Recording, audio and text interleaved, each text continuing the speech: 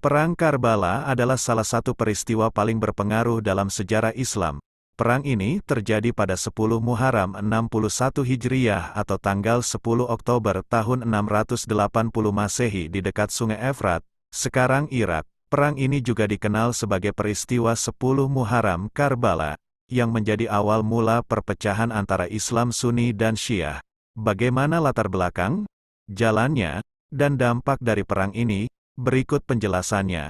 Latar belakang perselisihan tentang siapa yang berhak menjadi pemimpin umat Islam setelah Nabi Muhammad wafat telah ada sejak lama.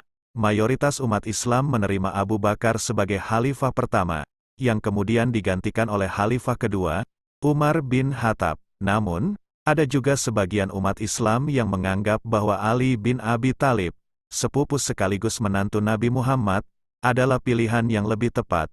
Setelah khalifah ketiga, Utsman bin Affan, tewas dibunuh oleh kelompok oposisi yang tidak senang dengan kebijakannya, Ali bin Abi Thalib naik menjadi khalifah keempat.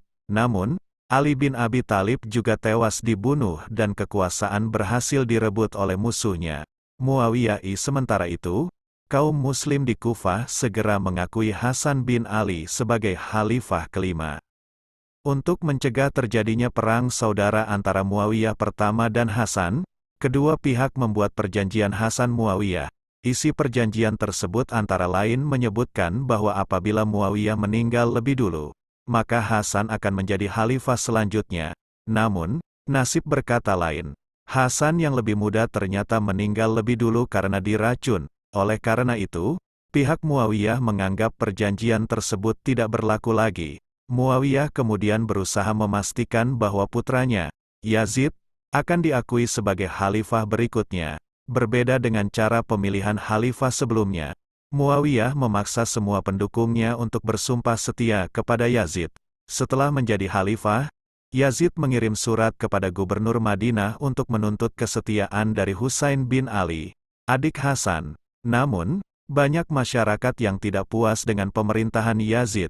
Husain pun memanfaatkan kesempatan ini untuk merebut kembali kekuasaan dari Yazid. Apalagi, ia yakin akan mendapat dukungan dari Muslim di Kufah, Irak. Inilah yang menjadi latar belakang terjadinya Perang Karbala. Pasukan Husain terkepung. Yazid mengetahui rencana Husain dan segera menyiapkan pasukannya, yang diperkirakan berjumlah antara 3.000 hingga 5.000 orang. Yazid tidak ikut serta dalam perang dan menyerahkan tanggung jawab komando kepada sepupunya, Ubaidullah bin Ziyad. Pada tanggal 9 September tahun 680 Masehi, Husain meninggalkan Mekah bersama sekitar 100 pengikutnya, yang terdiri dari anggota keluarga dekat Nabi Muhammad, termasuk wanita dan anak-anak. Di tengah perjalanan, mereka mendapat kabar buruk bahwa Kufah telah dikuasai oleh Yazid. Meskipun demikian, Husain dan pengikutnya tidak mundur dan tetap melanjutkan perjalanan mereka ke Kufah.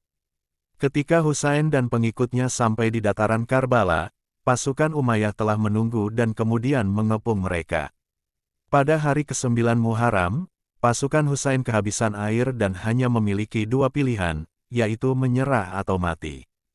Karena tidak mau menyerah, mereka hampir dipastikan akan mati karena kalah jumlah. Husain sebenarnya memberi kesempatan kepada pengikutnya untuk kabur, tetapi mereka tidak mau meninggalkannya. Perang berkecamuk. Pada tanggal 10 Oktober perang telah berkecamuk sejak subuh, di mana para pendukung Husain mulai maju menghadapi musuh. Meski telah berjuang sekuat tenaga, kekuatan mereka tetap tidak sebanding dengan pasukan Umayyah. Menjelang siang hari, pendukung Husain banyak yang telah tewas dibantai, termasuk anak-anak. Meski Husain juga telah terluka parah akibat tembakan panah, ia masih berusaha bangkit hingga akhirnya meninggal karena dipenggal. Pertempuran pun diakhiri setelah sekitar 70 orang dari pihak Husain terbaring tidak bernyawa. Sementara dari kubu Umayyah, hanya kehilangan sekitar 88 orang dari ribuan pasukannya. Dampak pertempuran Karbala. Tragedi tewasnya Husain bin Ali, yang merupakan cucu Nabi Muhammad, mengejutkan umat Muslim. Citra Yazid pun semakin buruk, dan pertempuran Karbala menjadi salah satu sebab Bani Umayyah dapat digulingkan sekitar 7 dekade kemudian dalam peristiwa pemberontakan berdarah. Sebelum meletus pertempuran, umat Muslim sebenarnya telah terbagi menjadi dua faksi politik. Akan tetapi, perbedaan syariat dan akidah belum berkembang. Pasca Perang Karbala, perpecahan antara kaum Sunni dan Syiah di seluruh penjuru dunia Islam semakin kentara. Pengaruh pertempuran ini terhadap Islam Sunni dan Syiah pun berbeda. Oleh Muslim Syiah, hari ke-10 pada bulan Muharram dalam kalender Hijriyah kemudian diperingati sebagai Hari Asyura.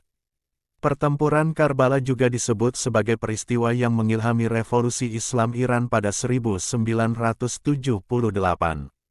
Penutup, Perang Karbala telah meninggalkan bekas yang mendalam bagi umat Islam.